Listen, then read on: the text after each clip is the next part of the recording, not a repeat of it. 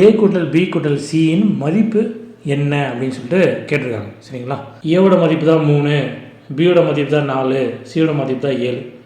அப்படியே தூக்கிட்டு போய் இந்த ஏ கூட்டல் பி கூட்டல் சி இருக்குல்ல, அதில் அப்ளை பண்ணிங்கன்னா இதோட மதிப்பு வந்து நம்ம கண்டுபிடிச்சிடலாம். சரிங்களா? ஸோ நம்ம என்ன பண்ணலாம், ஏவோட மதிப்பு 3, பியோட மதிப்பு 4, சியோட மதிப்பு வந்து 7 அப்படின்னு சொல்லிட்டு நம்ம எடுத்துக்கலாம். ஸோ இதில் நம்ம அப்ளை பண்ணலாம். அப்போ நமக்கு என்ன ஒரு ஏவோட மதிப்பு 3 கூட்டல் பி வந்து 4 கூட்டல் சி வந்து 7 பை 7. ஸோ மேலே இருக்கிறது எல்லாத்தையும் கூட்டினீங்கன்னா உங்களுக்கு என்ன கிடைக்கிது, 14 பை 7ன்னு வரும். ஸோ 7ஆல் பண்ணலாம், 7 2 14.